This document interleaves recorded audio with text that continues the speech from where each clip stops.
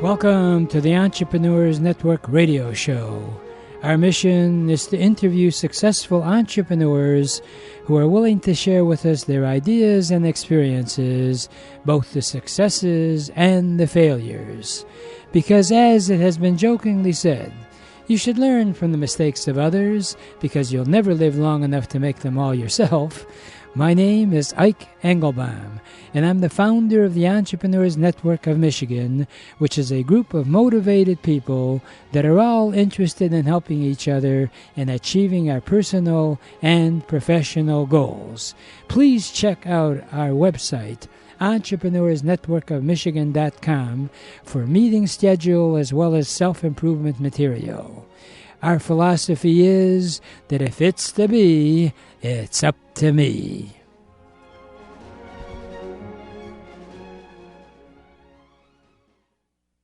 If you are 50 and above, one of the biggest decisions aside from your financial situation is where and how you should live. Our professional staff at HOW stands for House Calls on Wheels, is ready to help you if you call 888-489-8980 for a free consultation as to whether you should stay in your current home or renovate it with a customized healthcare suite in your attached garage. Yes, you can have living quarters, healthcare suite in your attached garage, or we can attach it to your home. We can install ramps, walkways, and bathtubs, stair glides, and bring in insurance-covered medical professional medical staff that is covered by your insurance, or affordable non-medical help, or move into a senior apartment, independent, assisted living center. We can do it all, or just give us a free call. It has been wisely said that in life you feel in one of two ways. You do without thinking, or you think without doing. Please let us help you do what's best for you to do at no charge. Just call 888-489-8980 and let us know what time we can call you or visit with you at no charge. Remember, asking for help is not a weakness, but it's a strength. Please call us at 888-489-8980 and let us help you stay strong and age in dignity. For over 30 years, Cruz Hearing and Service has helped thousands of people improve their hearing and enjoy the sounds of their life again. If you don't hear as well as you like, Cruz Hearing can help you. They have actually hearing aids that the batteries do not need to be recharged. And they also have a caption phone that you can view for free. And also the phone, if you are over 65, is available to you free. So any phone calls you get, you can see captioned if you don't hear that well. Hey, they've got other stuff. If you'd like the free cookbook, call 1-888-489-8980. That's available. You can call Cruz Hearing Direct at 877-456-2789. The number direct is 877-456-2789. And welcome. And the cookbook that was referred to in the last radio spot was in honor of Bob Allison, who was sort of one of the founders of this particular radio station. And he had a series of cookbooks, and now hopefully summer is here. Right now it's sort of pretend summer. So if you're interested in one of his great cookbooks, these are all recipes that people called in that they prepared for summer and winter. By all means, You can always call our toll-free number, 888-489-8980.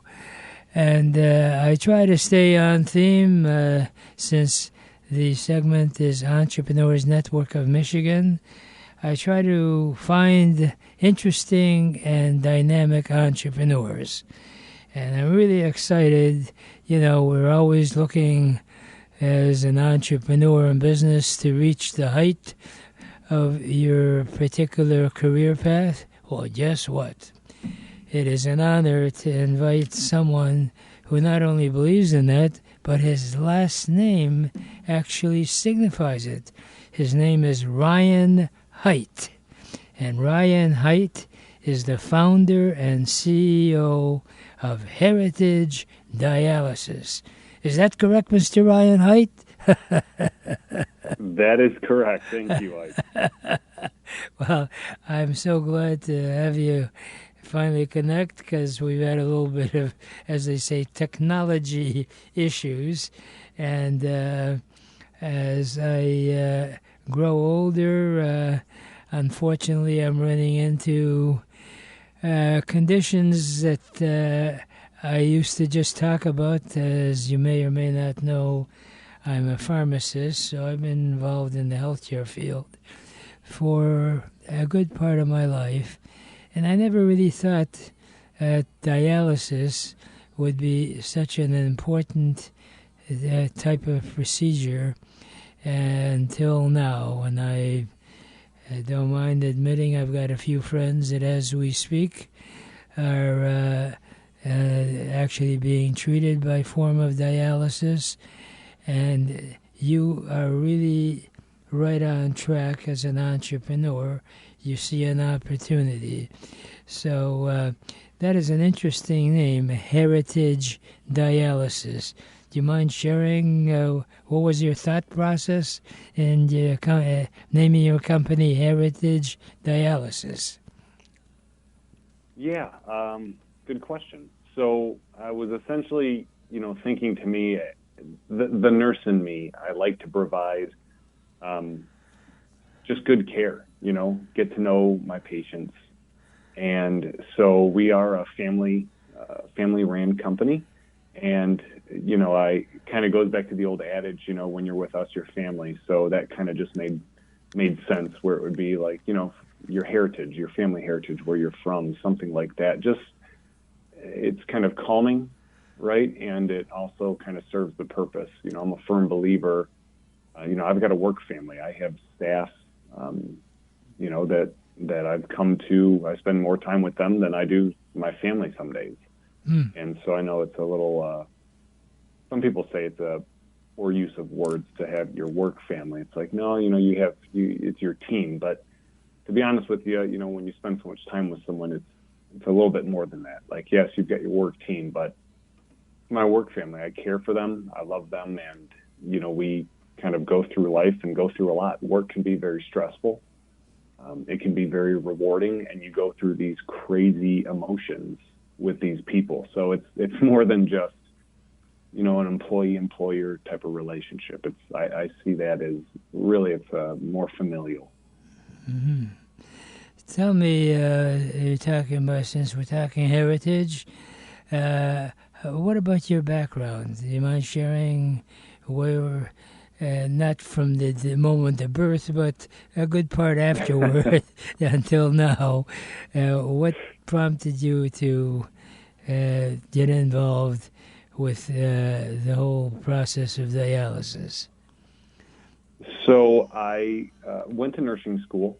I went to U of D Mercy, got my 4 year there, kind of went out into the workforce. And while I was in nursing school, I was fortunate enough to get a few jobs in the hospitals, and I saw dialysis happening. And it was very technical, very new. I didn't even hear about it in nursing school, outside of end-stage renal disease. They didn't talk about dialysis. So it was very intriguing to me. It was kind of like this secret little part of nursing. So I graduated, started working, and then pursued that. Got into doing acute dialysis in the hospitals. Made a lot of connections with nephrologists, kidney doctors, and then kind of started to realize, it was a very underserved population. So I very quickly decided, I could make a difference clinically, but to really make a difference, because I started talking with these patients and kind of doing some research, and there was a few players, and it was a very tough industry to get into, very regulated in the sense that it was difficult financially to operate in. So that was kind of past my area of expertise. So I enrolled in Oakland University's MBA program and did that over a few years while working. And all, kind of through that was trying to figure out what works and what doesn't work. And, it was a blessing for sure. I was a part of, I had a lot of good learning opportunities that fortunately it wasn't my company that I had those at. So very fortunate. And by the time I was able to start, after a lot of prayer and petition, I was able to start Heritage, and I had already kind of built a good team throughout, just my career with meeting certain individuals in the dialysis world, or bringing people in and helping them grow and learn more. So when I was able to start Heritage, I really had the whole infrastructure in place. Mm-hmm. And so that's how I got into nursing, or into dialysis. Started off as a nurse and kind of just found it, and you either love it or you hate it. And that's exactly what the guy who taught me dialysis in the hospital when I first started, he's like, you'll either love it or you'll hate it. And I hear that so many times. And some people just, they tried it and then they got out because they couldn't stand it. Now, I've got one of my closest friends as we speak in dialysis, and he unfortunately has been, limited as to when he can come in. Like at 4 a.m, it's either he goes in or he misses a session or what have you. Are you able to provide more reasonable times for dialysis? How does your system work? It amazes me. That was one of the things that blew my mind when I got into dialysis in the acute setting, which was very different. Schedule was kind of normal. You can kind of actually set your own schedule. But then I heard about outpatient. I'm like, oh, they start at 3:30 in the morning, and sometimes they run to like 10 o'clock at night. Or if they have a nocturnal shift, people go in at 10 o'clock at night and run till 4 in the morning. It was just absolutely wild. And that is one of the things that we really are trying to change in the dialysis industry.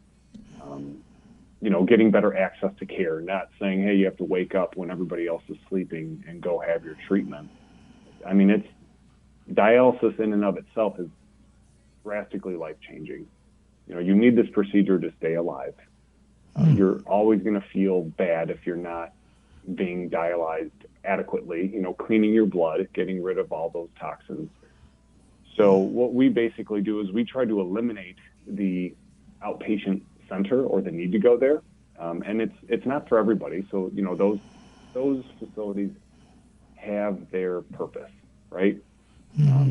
But for the individuals who, need that flexibility or want that, or need a little bit more gentler therapy, which a lot of people do, that's where home dialysis comes into play. So we can actually bring a machine right into the home and dialyze somebody for a shorter amount of time, more days a week, as opposed to 3 days. We can do it 4 or 5 or 6.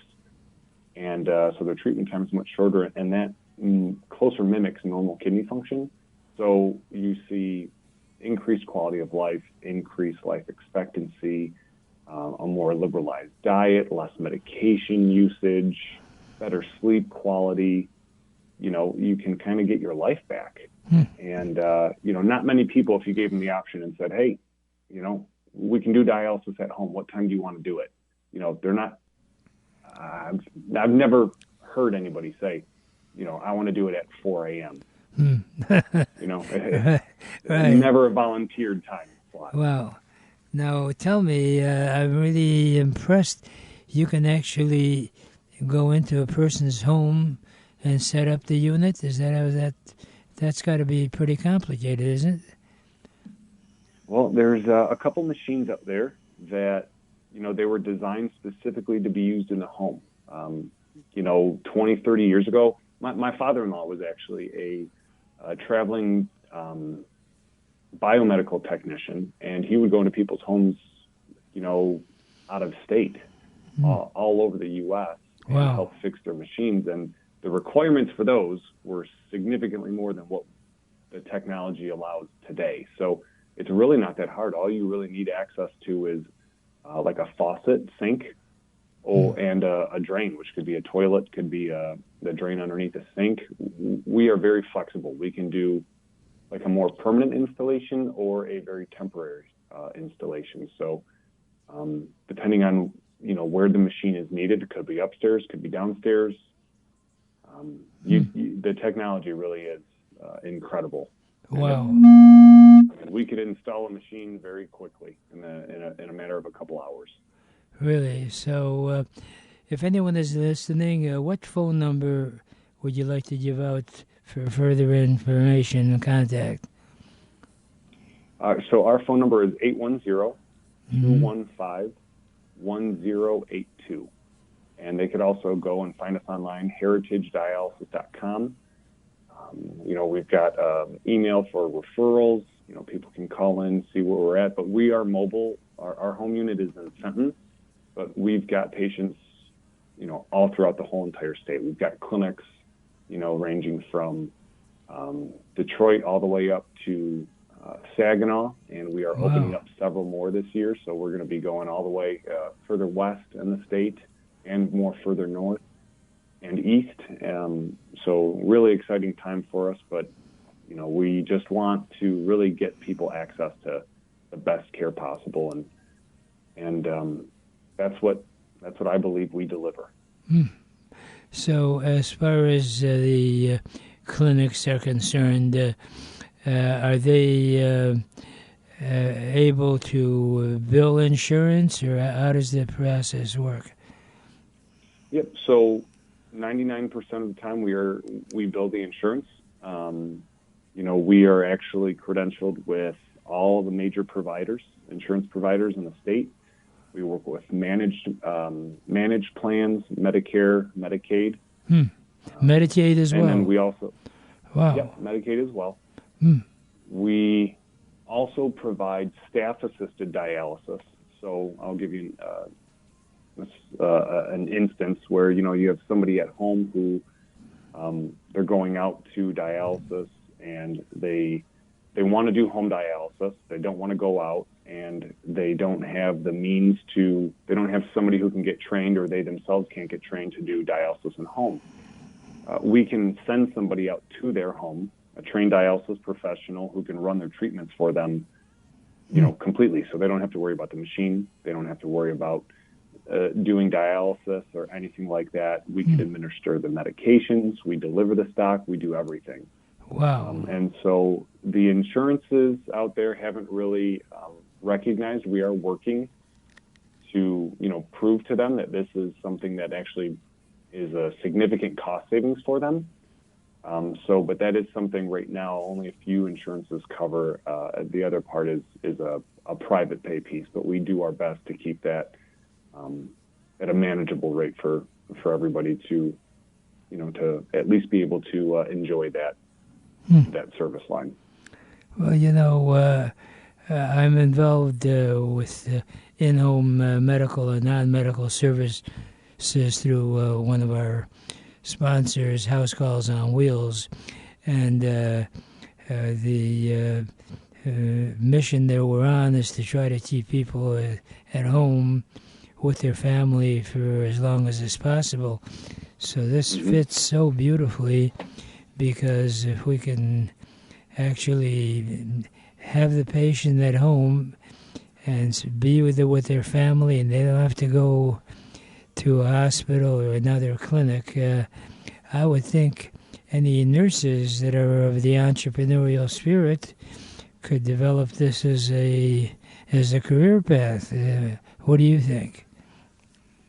Yeah, without a doubt. I mean, keeping people out of the hospital is the number one priority. From a dialysis standpoint, a lot of patients are sent to the hospital from the dialysis clinic, and it's very frustrating because for the most part, you know, as clinicians with the guidance from your medical director or the patient's nephrologist, you really should be able to handle the issues. And a lot of times with dialysis patients, dialysis it's not a cure-all, but it's as close to one as you can get. You know, I used to see it all the time in the hospital. You know, a patient was sent to us through the ER, and, you know, you'd be about to leave for the day, and then you get paged, and you're on call that day. So somebody comes in and, you know, you go talk with the patient. What happened? Oh, I went to dialysis and my blood pressure was too high, so they sent me here. And that was just so frustrating because one of the complications with end-stage renal disease is a lot of people don't produce urine anymore. So you drink fluid, where does that fluid go? It stays in your body, and a lot of times it goes into your vasculature system. So your blood pressure increases. And you know, 99% of the time, if I hook a patient up to the machine and their blood pressure is high throughout the treatment, as I'm pulling fluid off, their blood pressure decreases. So at the end of the treatment, their blood pressure is perfect, you know, or as close to perfect as it can be. And so it'd just be really frustrating to see that. So, you know, I'm with you, keeping people at home and minimizing. I mean, nowadays, the hospital's a scary place to go. I mean, it's where all the superbugs live. It's where all the, you know, accidents can happen. It's, you know, so keeping people home is by far the number one goal in healthcare in my mind. Now, you say you're in quite a few locations around the state. How far again are you able to provide your service? We are pretty much able to go from the Ohio border all the way north. I have not done anything in the Upper Peninsula, but that is a goal of ours. You know, as you can imagine, there's only, I think, 3 or 4 dialysis clinics in the whole Upper Peninsula. And in the wintertime, traveling to a dialysis clinic isn't the easiest thing, unless you've got a really nice snowmobile. So I think there's opportunity for us up there. And we are opening up a clinic this year over in Jackson. And so our goal is to get over into the Grand Rapids market, and we use our units inside of nursing homes kind of as little hubs to kind of expand our infrastructure. Right. So, you know, yeah, we've got a pretty big reach. So I would say there's not really any place that I would consider off limits for us in the state. Well, we have a mutual friend, Charles Dunn, who has got in quite a few of his nursing homes. And if there's anyone out there that's interested in which facility they can be checked in, I can't think of something that would be more appreciated than when a patient checks into a nursing home and has to be on dialysis, and having the patient go by ambulance or whatever vehicle for the treatments, and instead having it right under that one roof. It's got to be such a blessing. If anyone is interested, I always give out our toll-free number, 888-489-8980, and I've had the privilege of talking to you a few times, and you're a true entrepreneur, Ryan, and I'd love to talk to you off the air about implementing some additional locations, and also the opportunity for healthcare providers who want to be able to help as well as make a difference in a lot of people's lives. And, you know, we're always thinking of, you know, novel things for friends of ours that are in ill health, and we send them boxes of candy and books. What would be wrong to send them a gift certificate for being able to get a dialysis treatment, especially if they're on Medicare or one of the insurance companies? That would be a great way to help them. How would you, on a basic basis, define dialysis? What is dialysis? So dialysis is essentially when your kidneys start to fall asleep. That's how I explain it to my patients. Your kidneys can fall asleep. They can wake back up. But once you get to a certain point, they stay sleeping. And, there's a couple different schools of thought with it. So you can go into the hospital. You can have declining kidney function. So that's generally marked by lab results. So a GFR, a BUN, and a creatinine. So you could go to your primary care provider, and they might draw some labs. They call them like a comprehensive metabolic panel. And so they're going to check your electrolytes. They're going to check a few other levels. But the creatinine and BUN should be in there. And then a GFR, they kind of have to order specifically for that. And let's say there's different stages in kidney disease. So if you've got hypertension or diabetes, you're most at risk for developing end-stage renal disease. So, if you've got those, make sure you're talking with your primary care physician to ask for a kidney function panel. And that would be, they could look at your GFR there. That's going to be a big tall tale sign on your kidney function. And there's a level of that. So you could be, they call it chronic kidney disease stage 1 through 4. Those 4 stages do not require dialysis. Once you hit stage 5, then that's basically, stating you are going to need dialysis to survive. But even when you get to stage 5 and you need dialysis, let's say something happens, you go into the hospital, you get a lot of antibiotics for an infection. Sometimes antibiotics can shut your kidneys down.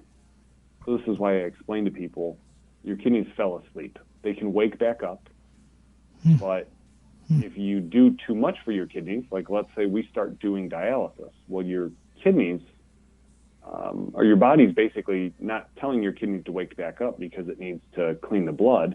It's being done for you. So you actually want to do less dialysis on someone who's kind of on like stage 4 new to dialysis, because that gives their body an opportunity to, jumpstart those kidneys. Wow. If you do too much, then you can actually do more damage than good. And you want to preserve what they call residual kidney function.